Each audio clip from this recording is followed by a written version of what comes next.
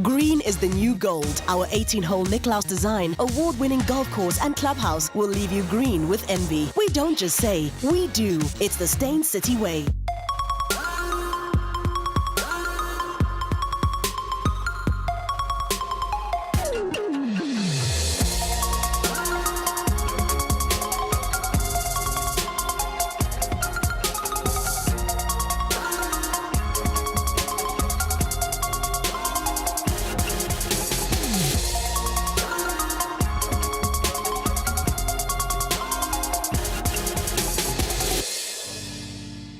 Good afternoon and a very good Monday to you, and welcome to Real Talk right here on SABC3. News reports of a 22-year-old water polo coach from Parktown Boys High abusing up to 20 pupils has left the country stunned. The abuse has also started a conversation about something that is not often talked about: male rape and sexual assault. Reese Mann realized after his own experiences of abuse that there were no support systems in South Africa for males. This prompted him to start the South African Male Survivors of Sexual Abuse, or as we know it's SAMSOSA. He joins me now to talk more about this story. I mean, across every news station today, on every radio station, it was the leading story.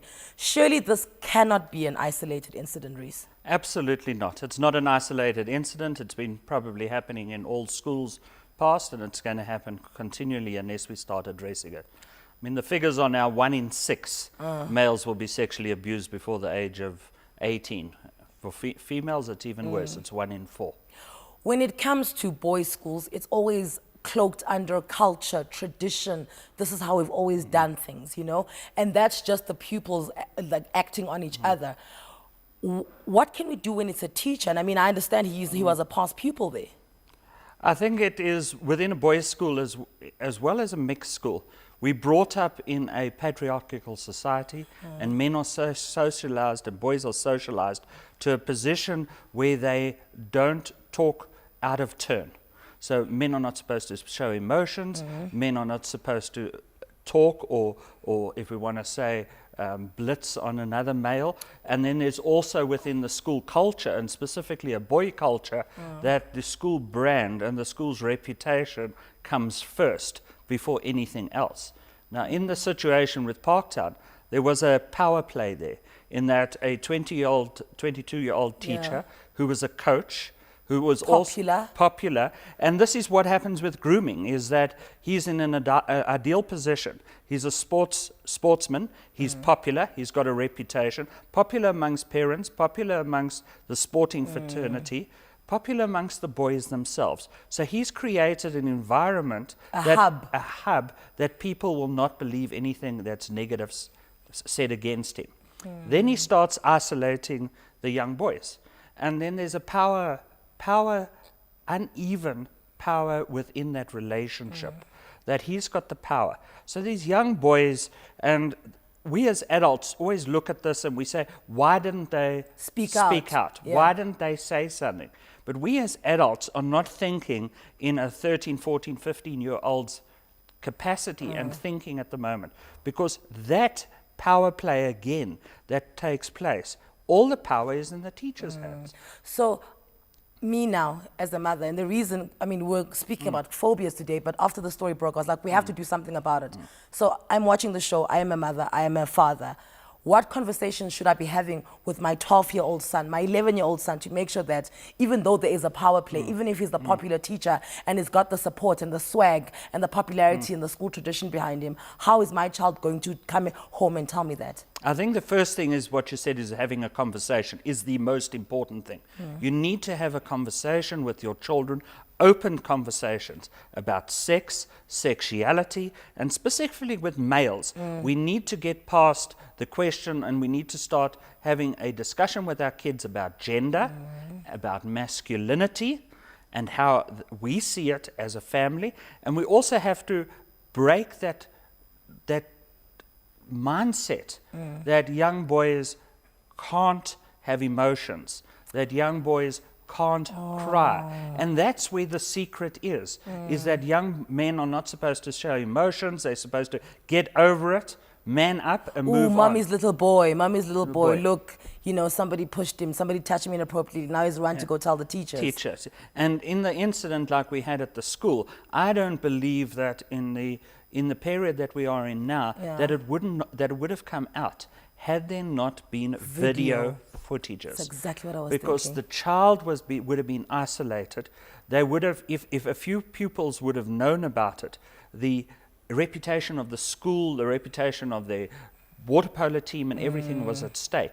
They would virtually be silenced by everybody and within the culture thereof. And then it would have been if one boy came out, who would have believed him? Who would have believed him? You've got a popular coach, you've got somebody who the school likes, somebody who the parents like, somebody who the pupils like. Nobody would believe them. And that's what we always say. If anybody talks to you, specifically kids, believe them, listen to them. Because specifically on this subject, kids are not going to play around with this subject. And you asked about the conversation. You need to have all of these conversations, but not just come and tell me. You need to reinforce and say, if you do come to me, that makes you a better man, a stronger man, a more masculine man, because you're facing these very important challenges in your life, rather than just ignoring them. You have to tell them that it doesn't make you, it's not going to make you gay. You're not a snitch. You're not a snitch. It's not going to make you an abuser. Because a lot of these myths is why young people don't want to come out. But now I understand that he's since resigned, and obviously we think he was pushed out and he was fired. But this teacher, this water polo coach, he's now since resigned. But I also understand that he's a past pupil there. Do you think that maybe when he was there, that it's a bit of a cycle that had happened to him, like a teacher had done that to him, so it's kind of like the norm in their lives? I can't answer if in this specific case, but if a person has been abused, and depending on the social, the environment, and the psychological position of the child at the time and before the time, the child can move on and become an adult, an abuser. However, somebody who has never been abused, with certain psychological dispositions, with being whatever happened in their childhood, but no sexual abuse whatsoever, can then also become an abuser. So it is not a general rule that they will become an abuser, because career pedophiles, and that's what he would have become, is about the challenge. And they're normally above intellect. They've got a manipulation skills that are far beyond anybody else, and because the child is so young, far beyond the child. They want to manipulate the situation to be able to be in a position where their desires of control, because it's not about the sex, it's about the control, the manipulation. And pedophiles are very patient, and they will go into positions where they've got access to children. So, and I mean, I know I actually want you back so we can have a full episode on this. This was just pressing because it was breaking news today. I want to know how you came to start your organization, Sam Sosa. Okay. I came to start my organization because at the age of 39, things just got too bad for me. And I was sexually abused as a child, as also by a sports coach. And then as a young adult, I was gang raped. And I actually felt that I felt and didn't speak about it because of all these myths. I felt alone. I thought I was the only person in the world that this has happened to. And I found there was nowhere where I could talk out. There was no support groups. There was no peer. Alcoholics have Alcoholics Anonymous and there's peer. Drug addicts can talk to a recovering drug addict. A male who's been sexually abused is not coming forward. And a lot of the males talk about it, you must toughen up. Yes, and a lot of the males we have are normally about the age of 35, and they're talking about it 20 years after the event. So they've left with that secret and the anxiety and the trauma for 20 years. So I felt there was no organization who can deal with it. So that's why we started. We first started with the website and getting the information out there. Now what we do is we also have peer-to-peer support. Exactly the same as we found that psychologists are very effective. However, a lot of males want to speak to another male who's gone through the same thing. So he doesn't have to explain the emotion. He doesn't have to explain the shame and the shame, the guilt, the blame, the guilt, all of these things that they have. So now we are empathetic towards those things because we've experienced it ourselves. I agree with everything you said. What is your website? www.samsosa.org. All right. Thank you so much for joining us. Off the bat, the thing here is that parents, we must have conversations with our children and allow them to come to us without thinking that we are going to be judgy and questioning, so that things like this do not happen any longer. Reese, thank you so much. After the break, we'll be talking about phobias. Stay with us.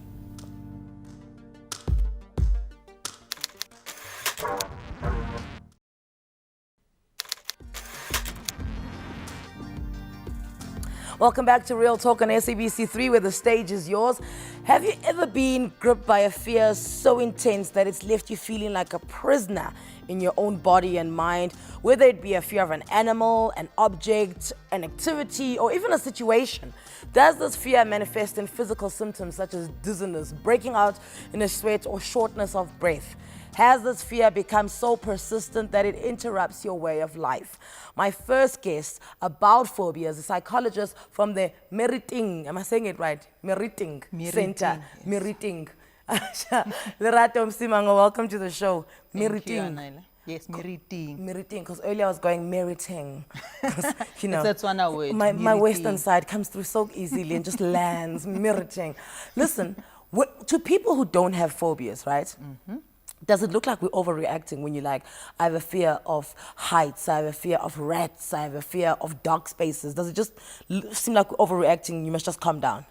Yes, to a lot of people that don't feel that extreme anxiety, it can feel like it's exaggerated, because at a certain level, we all feel fear, we all feel anxious, but for some people, it can be debilitating. Can be extreme. So what is the psychological definition of a phobia? So let me start with fear. Okay. Because it comes from fear, and you all feel fear. Fear is a normal response to a threat, whereas anxiety is fear response to perceived threat. And phobia would be the extreme of that, when the anxiety, when the response is a bit over. Okay. And often it's because there's the fight and flight response which floods the body, where there's, like you mentioned earlier, the heart palpitations, racing thoughts, and it feels like, you know, there's doom impeding. So it's, for the sufferers, it's very real. So could there be a blurred line between me, so for me and snakes? Let's just say, is it me not liking them, or am I scared of them? How do I know what the difference is? There's fear involved. At a certain level, it's normal for a person to feel something that they know is poisonous. They know that some snakes kill. So there is that fear. Yes, and some It's strangle you real. and swallow you. It's real. But often then, with the fantasy, sometimes it can take over reality, where there's not even a snake around you, but the fear is constant. Lerato, so the fear doesn't You're leave telling me I you. watch too much TV, isn't it? I must stop watching Anaconda when it plays. All right. So where phobias like stemmed from? Like where's the base of them? The causes. Yeah. There are various causes to phobias, and often there's an interplay between the environment and hereditary. Some people are more prone to developing anxiety disorders, and sometimes it's an environment where you're exposed to a lot of trauma, or there's emotional neglect, Or or like there's lots physical of uncertainty in your life. Yes, often with physical abuse or emotional abuse, people start anticipating danger or threat, and that can develop into anxiety or phobia at certain times. So it depends on the individual. And when it comes to phobias, is like, must I treat it immediately? Do I wait for it to develop? I mean, how quickly can you pick up on a phobia and say, okay, fine, you know what, let's treat it now? Okay. with diagnosis, there needs to be a certain time where you've experienced the anxiety or the phobia. And I think clinically they'd say if you've experienced it, for anxiety it will be over 6 months. With phobia, it will be the intensity. Like if it's the first time you're going on a plane and your response is extreme, where it feels like you are just going to die, and then you can then diagnose that as a phobia that needs to be treated. And it also depends on how it affects your daily functioning. For some people, they'll have the phobia, but it's manageable. Sometimes the intensity can be so big that you need to do something about it. Is our initial response, like and our bodies, to something that is a phobia and a fear, are the symptoms the same for us? So the base of the symptoms, but then obviously if it's a plane and a rat and the dark or claustrophobia, then it kind of branches out. But I want to know, like, do we all feel the same, like the fear and the shock and the sweat and the heart of the symptoms of phobias? Not always. People are different. Okay, that's what I want to get to. For some people, it will be more the heart palpitations. For some people, they can't even explain what happens to them. It feels like there's depersonalization, where it's as if they'll just disappear from where they are right now, and just it gets confusing even for them to explain what happens to them. So it's different from individual to individual, and sometimes that's why it's difficult to even diagnose or even for people to talk about what's going on with them, because they feel like they're alone. They feel like this is just happening to just me. So earlier you said something about your body going into fight or flight. Yes. Is that when your body goes into survival mode? Yes, which is an evolutionary process that it's inbuilt that we have, but often that response is not necessarily useful to a setting like when you need to give a speech. You can't run away. You can't fight. You need to calm yourself down. Yes, you need to be able to manage and cope with the discomfort that you're feeling. But for some people, they may not necessarily have the coping skills, and sometimes there's also shame involved with that, because they're feeling like, oh my word, people are going to see that there's something wrong with me, and then it gets exaggerated.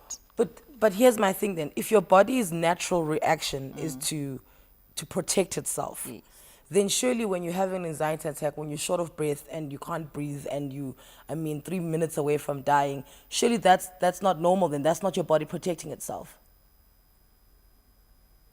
The mechanism are supposed to protect you, but it's happening in a place where it's not useful. Okay. There's no lion there.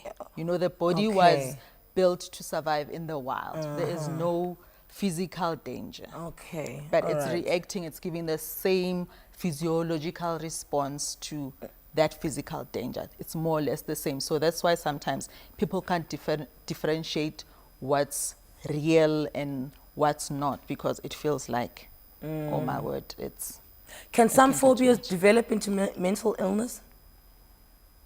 Like, can a phobia drive me so crazy that, like, I go crazy? Well, phobia is classified under mental illness. And often you also need medical intervention, because it can prevent you from living your normal life. Like if I have phobia of crowds, how are you going to work if you can only work at home? Do you know, you can't go to school? You have people with social phobias, and that makes it difficult for them to leave their house. How do you treat somebody who doesn't want to leave their house? Yes, it can get that difficult. But how do you, like, I don't want you to give me your 7 years of medical experience here, but I just want to know, like, somebody who doesn't want to leave the house, like, you know, what's the first step? Do you first come to their house as one person, then 2 of you start coming, then 3 of you start coming? Sometimes you have to get the family involved. Okay. Because sometimes you find that family might also be enabling their behavior, and sometimes they can also help to start the conversation and then get them to agree to go and seek medical advice. Okay, so I'm going to go through a few fears here, and I'm not making this up, and you will know this. There's lots of fear of bathing or being clean. What is there, like a medical term for that? Declinophobia or something? I think there is a name for that. There's a name for it. Yes. Or how would you treat that? Do you also want to get the family in? Generally with phobias, it also depends on the modality that you use. But first it will be to understand what does that phobia represent for that particular person. How do they understand it? What triggers it? What are they trying to avoid? So it's different for each and every individual. You may have the same phobia, but causes and prognosis and treatment may be different. Have you come across somebody who's got gelatophobia, the fear of being laughed at? I think there are people who have that, and sometimes these phobias are also Codependent. coexist. Yeah. Like fear of being laughed at. People might have social phobia, and you might find that it's exaggerated by fear of people laughing at them. Okay. Like I say something, And then we laugh. Mix up my words, and people would laugh, and then it just exaggerates the social anxiety. So sometimes Yeah, okay. Listen, They after the break, coexist. we're going to meet Reuben, a school teacher who battled anxiety through therapy and medication. Stay with us.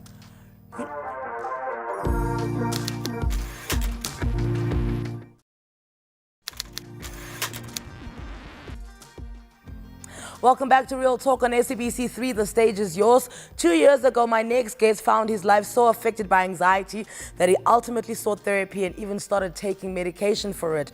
A teacher by profession, his anxiety eventually became so bad that it affected his speech. But today, he joins us to come and spread the message that life doesn't have to stop just because you suffer from a debilitating phobia. Please welcome Reuben Nakane. Thank you so much for joining us, Reuben. Well, thank you very much. A teacher with anxiety problems, surely that affected your pay or your money? Not necessarily my money, but my performance in a way. Yeah. Yes, because obviously as a teacher you need to speak and to present and to you know, to share or to give information and knowledge. So when you find yourself in a situation whereby your anxiety is too high, then it becomes a little bit difficult for you to express yourself the way you were supposed to, especially when it is at the highest level, whereby my heart palpitation is too high. Then I'll struggle to communicate well in certain instances. Yes. So what situation would trigger your anxiety? So, because I mean, I get that it wasn't every day where you go to work and you get an anxiety attack. No. Actually, I started to have a serious problem of it, I think January 2015. Yeah. And prior to that, I didn't have any problem. So I might not necessarily be able to point out a specific situation that this might have caused. I think maybe it's a combination of quite a number of things that I might not be able to say this one specifically has contributed to it. Is that common where you develop into it where it was never an issue and then all of a sudden you start having them? Yes, it does happen, and sometimes you find that you may have experienced trauma in a certain area, but then the fear and the anxiety is transferred to another area that may not necessarily be related, and you're not even aware. Is this why, let's say, if I get mugged or my house gets broken into or I get hijacked, you know, people always say you must go for therapy, you must go for counseling because, you know, just so to make sure you find that, is this to make sure that the incident that happened doesn't manifest itself in another fear?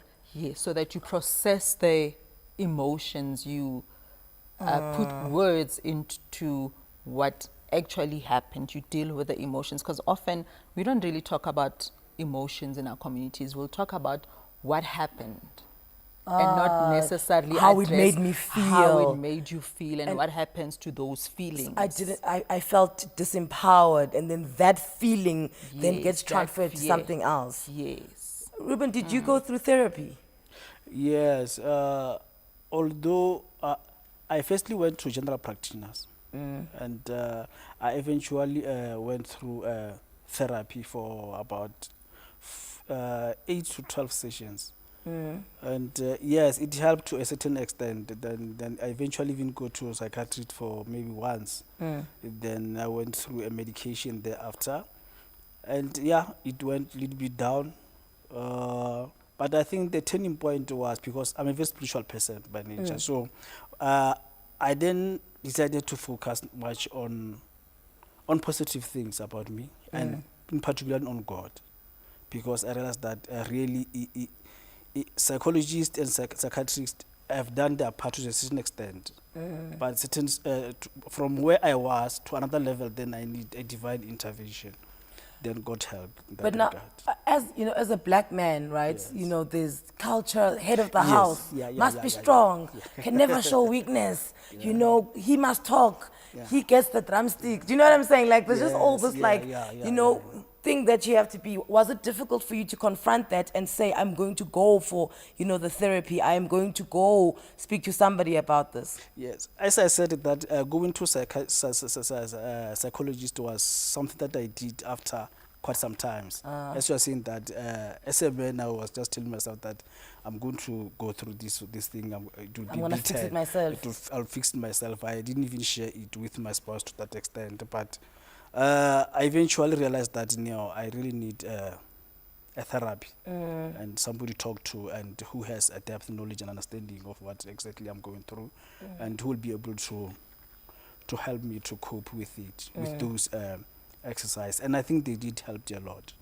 When you say something like exercises, what exercise? Because I know my sister used to have anxiety attacks, and she was told to count a lot. You need to count to calm yourself down. Is that the correct method? Could be another coping mechanism that Okay. you can use. So when initially we're dealing with things like anxiety attacks, is that what you infiltrate into the treatment, coping mechanisms? Yes. When So do, that you're able to tolerate the frustration. when do we go to medication? You can use it in conjunction with the treatment, especially if you need to be exposed to that thing that you fear. If you need to take a business trip, you need to be on a flight, Okay. and you're busy with your therapy, then it will be advised maybe you take medication if you're still in that And what's the process. medication? Is it like calming pills? There's So different so kinds. rescue so. Rescue remedies if you want some natural things, but antidepressants can also be used. There's benzos that also calm you down. So there's different types of medication depending on what is it that you're struggling with the most. Reuben, did you ever get to medication phase? Where you had to take pills for your problem? Yes. Then I went through. I did take the medication, and but I eventually dropped the medication for various reasons. Although I might not be able to, I might not encourage people who went through what I'm going through to drop the medication earlier, because our situation differs. So in my case, I dropped the medication. I went through medication, then I left the medication before even I can complete it, because Why? well, no, for obvious reason, the side effects. What are the side effects? The side effects, for example, you will find I found myself in this situation. After I've taken the medication, I have to maybe urinate, go to toilet, Okay, Yes, so it's and another thing that it also affected my sleeping pattern, Yes. okay. Yeah. So you couldn't sleep. Yes. Okay, so then did your doctors recommend that you drop the medication? Not necessarily, because the medication is prescribed for a certain period. So, but before I can complete that period, then I decided to drop it. Can you describe one of your anxiety moments that happened, like one of your attacks? Like what happened? What did you feel? What did you think was happening? I think heart palpitation. Did you Yes. think you're having a heart attack? Yes. Because even initially when I went to a doctor, I said, no, I think I'm having a problem with my heart. Actually, I think I had a heart attack. Then they go through an examination and they realize that, no, you don't have any problem with the heart attack, actually. And then they prescribe the medication. One of the doctors said, no, my lungs, yes, a little bit bigger, then they disturb the heart, So everyone was trying to come up with the plan as to exactly what might be the problem. Yes. When was your last attack? The last time you had an anxiety attack, when was it? I think it came to a point where it's no longer at a particular time, but general. Oh, okay. In the way that it's just So following. but now so I'm just coping with it. With you sitting here, when was the last time you had an anxiety attack? As I'm saying that, I may not be able to say last week or... Oh, okay, so you can't say that. Yes, She's not experiencing panic attacks, but is experiencing generalized anxiety, which is present all the throughout, time. all the time. This is why we had to have a translator. So, all right. So, can that ever be healed, where you are totally healed of it and you are rid of all anxiety in you? I'd like to believe that it does happen, but a lot of patients that I've seen, they learn to live with it, because to a certain extent, we all feel anxiety. And sometimes it's getting to understand that there's a certain level that is normal. Okay. So learning to manage your anxiety. Reuben, thank you so much for sharing your story. Thank you very Thank you, much. thank you. Woo! They say that the proof is in the pudding. Well, the psychologist is here. I may as well consult her about my own fears. After the break, we speak about Anele's fears and anxiety and attacks and all of that.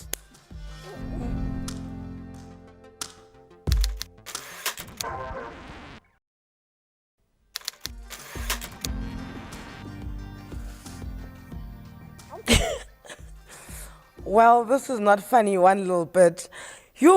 Okay, so my fear is snakes. Okay. My fear is snakes, and the team thought it would be a good idea it's moving its head for it to come on set. And yeah, I thought that'd be cool.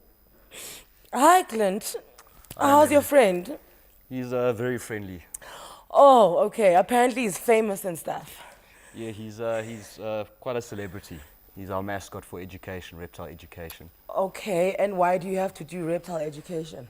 We believe that the fear all stems from beliefs of and growing up not knowing Careful, about his the head is animals. coming the other way. Take him back. I'll grab him back. There we Take go. him back.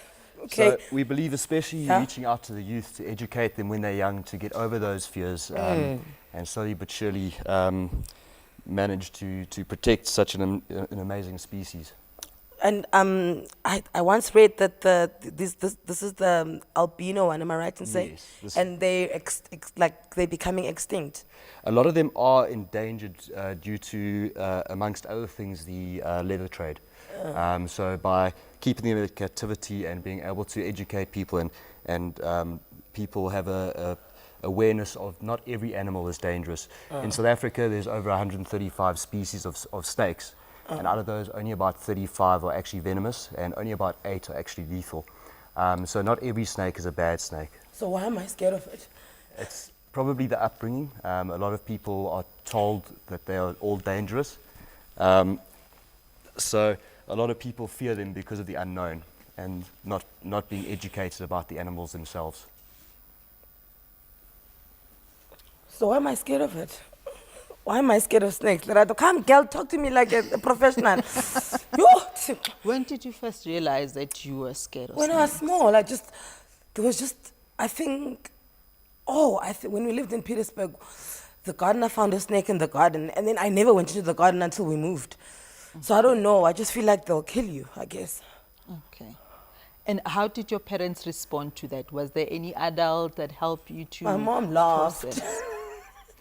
to process the emotions? And it's possible that then you were left to your fantasies to decide What snakes do to you. yes, what does this snake mean for you? So how do I face it? Let me actually start here. Is it the smartest way to get someone to deal with their phobia, to make them confront it?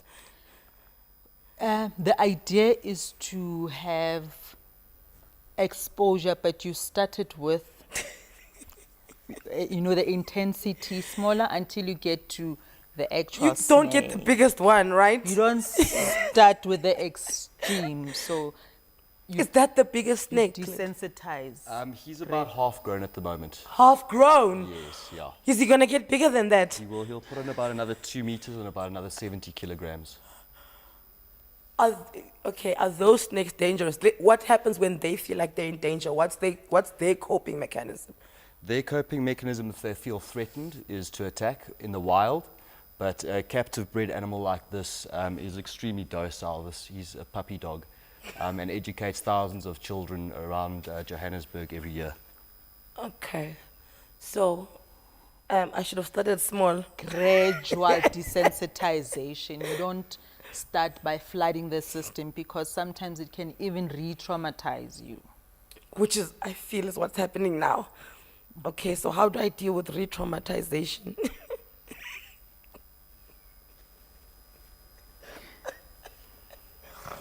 Oh, I think we have pretty much kept the most awkward episode by far. Okay, so what's my step from here? Do I get up and touch it during the ad break?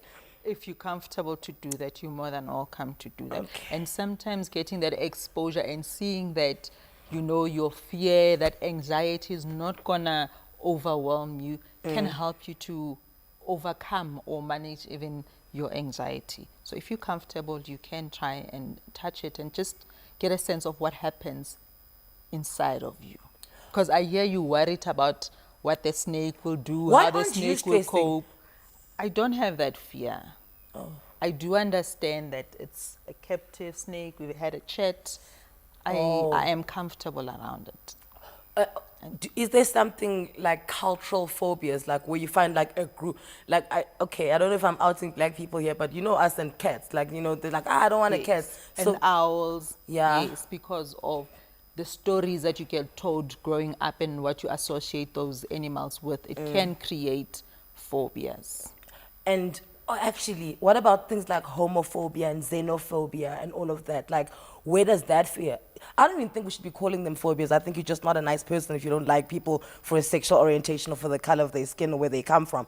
But where do those stem from? For some individuals, often it's their own internal world. I've often seen people who are homophobic, who may have their own unresolved sexual issues, and then they take it out on others. So when it comes to something like, can you ever cure that, the homophobia or xenophobia?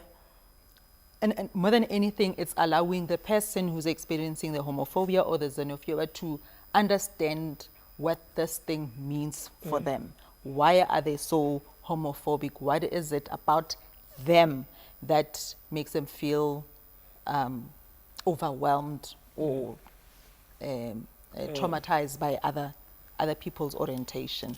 I see you. No, It what's keeps moving. what's the snake's name? Whatever its name, it moved. Jake. Jake. Hi, Yeah. Jake. Jake moved towards me, so I was Okay. just being careful there. So how old do you think people should? It's going up your neck. How old do you think people should be before you like at what age do you start the education of snakes? Well, anywhere from around about 4 or 5 years old, all the way through to high school. It's all about education. And usually when we're talking about touching the snake, we always make sure that we are aware of people's phobias. So we ask the children to put their hands up if they are a bit scared, so we don't bring the animal close to them. And slowly but surely you'll see the children develop, and as they see their friends touching the animal, they'll actually come up and touch the animal. And even if it's just with one finger in the beginning, at the end of the day, they might just come up and run and hug him and kiss him. You know, I think I did myself a disservice because when I was in grade 3, they did take us to a snake park, and then I was like, I don't want, but it just came in a bucket, and I was like, what? When last did it eat? Why is it in a bucket? Like, what does our friend Jake eat? Jake eats frozen thawed rabbits and piglets, and he eats about once every 2 weeks or so. Oh, so he's not halal. No. Joke. Okay, listen, I'm going to go to an ad break. Jake and Clint, thank you so much for joining us. Thank you, Anele. You're going to get up slowly, ne? I will do so. Okay, good. Yes. Great. We'll be back.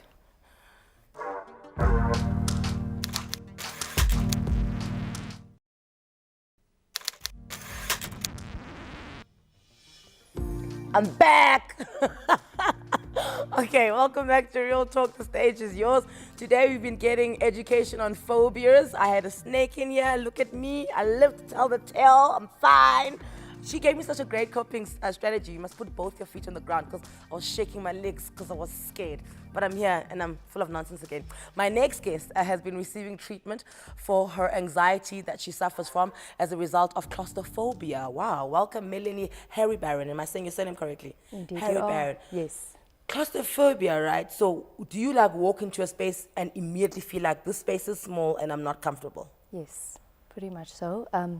You kind of don't walk into a space, you avoid it actually at all costs. So do you go into a lift or do you choose the stairs? Well, I never used to before I started receiving the treatment. I avoided lifts. I avoided anything, banks, closed spaces. Banks, because you have to go through that little door. Yes, that door. That door was a killer for me. So, But that's like 3 seconds of your life, yes, though. indeed it was. Yes, absolutely. Yes. Okay, so what else do you avoid? Banks, lifts, Aircraft. locksmiths, because those things are always very small. You're just like, guys, where's the space? Yeah? Yes. And were you always like that, or did it develop?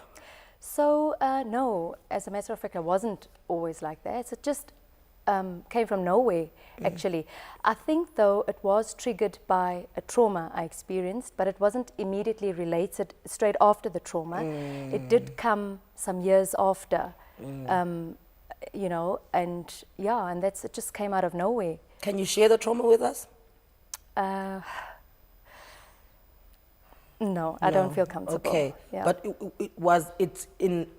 did it have with you being stuck in a very small space? No, it had the trauma. Yeah. It had nothing to do. It was actually, it was a loss. And that's what for me it's unrelated. But that's, you know, that's what I believe caused it.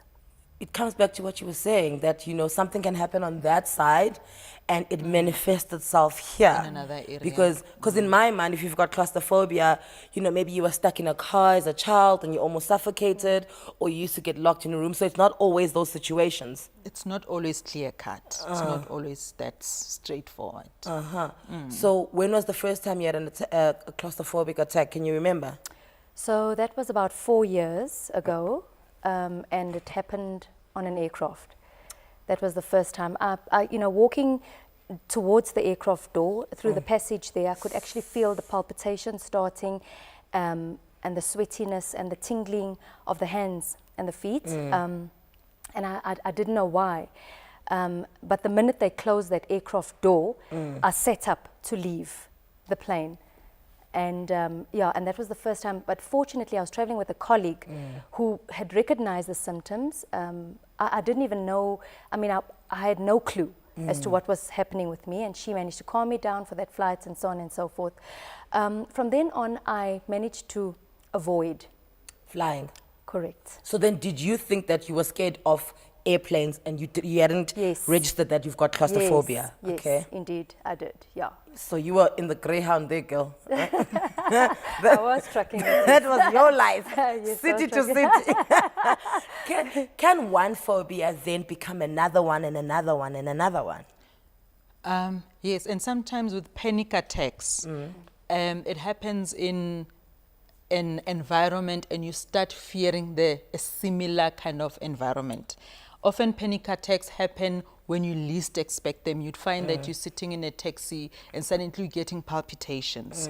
And the palpitations, the panic attacks have nothing to do with what is happening in the taxi. It's something. It could be triggered by something that had happened, something that's going on in your head, and you start associating your panic attacks with being enclosed in a car or in a moving vehicle, and you start fearing being in the same situation because you fear that you might have another panic attack. Okay, so how soon after do you then get the proper diagnosis that it's not planes that you're scared of, it's you've got another issue that you are traveling with?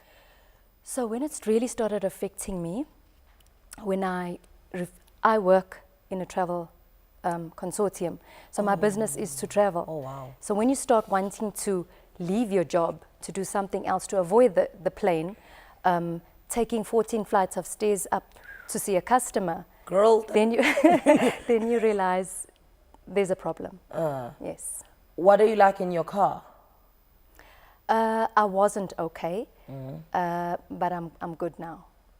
I'm good. Who diagnosed you and said, you know, you've got claustrophobia, but it is because of this? So I only started receiving the therapy the beginning of last year. Monthly, I go once a month. And that's my psychologist. Can I say his name? Yes. So his name is Shai Friedland. Yeah. And he actually through the therapy, started talking. And he said, look, this is what you're suffering from. It's extreme anxiety caused by enclosed spaces, claustrophobia.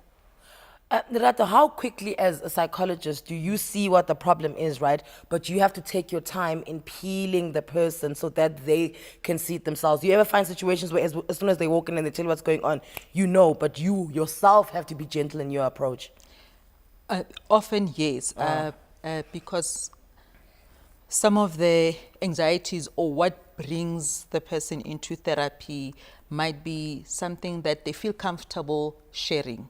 And there might be underlying and deeper things that they may not necessarily feel comfortable, with the first meeting. So often you have to take the time and sit down and peel things before you can give it to the patient, because sometimes they can feel overwhelmed and even run away from therapy when you tell them or when you try and make sense of what they're struggling with.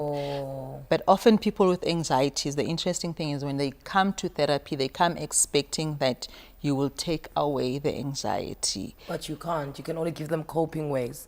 Yes, and it's a process. Often they come because they're desperate to get rid of this anxiety so that they can function, so that they can continue doing things in their lives. So they come with desperation, and sometimes they get disappointed when you have to explain that it's a process. Melanie, you were nodding your head when she says often patients come in, they want you to get rid of it. Was that you? Did you go to your doctor and be like, just take it away today? So indeed, I walked in there with this beast. And for me, it was a beast because it completely took over my life. And I looked at him and I thought in my head, how is this quiet soul going to help me with this beast?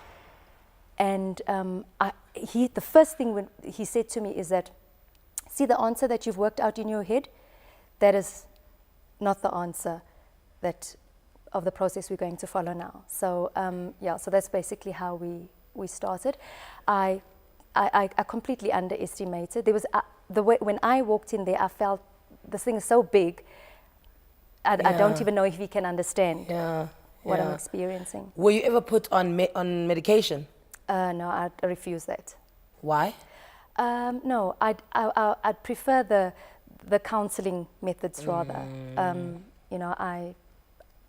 Tablets and me, no. You say, is there ever a case where you have to use medication, where they don't have the option like Melanie did of saying, I would like to not be put on medication, I just want to have therapy? Yes, often in extreme cases, they may need to be medicated while they go through therapy until such time that they can function without the medication. But what happens if they don't want to go on medication? Then you're like, okay, I can't help you. And then they can't access therapy. You do find those cases where people just refuse treatment. Okay. And would rather avoid. All right. Can their family get are you allowed to go to their family and be like, this one needs this, it doesn't want it. Please, can you get a court interdict? Go to the family. Yeah. Unless the family does that, not you. Not as a physician. Okay. It's difficult to help someone who doesn't want to be helped. Doesn't want to be helped. That's, as with all problems. So where are you now in life? Are you okay? Can we fly? Can we fly? Can we with the door closed? Yes. So it's helping a lot. And it's a continuous thing. Yes, it's a process. So I'm a year down the line and I'm still continuing this year with the therapy. I don't go to as many sessions because it's helping. You have to practice also. I have to go to that elevator. I have to go to that closed space. I have to go to that bank. So the more you face the fear, as you said earlier on, the quicker I think you heal. Ladies, thank you so much for joining me. Lerato, you've been wonderful sitting with me all episode. I should share my pay with you. Melanie, you are also wonderful. Thank you so much for sharing your story. And a big thank you to all my other guests. I've already said Lerato, Reuben Nakane, Melanie Harrybarran. I hope we've managed to shed some light on the topic for you. Do remember that you can also keep entering our weekly giveaway competition for a chance to win yourself a 5,000 Rand e-gift voucher. Until tomorrow, I'm just going to make sure that there isn't a snake waiting for me in the corridors as I go to my car. But tomorrow, the soil multiple summer nominees. They'll be here performing for you. Make sure you don't miss it. Tomorrow, Real Talk, SABC 3, 5 p.m. I'll see you tomorrow.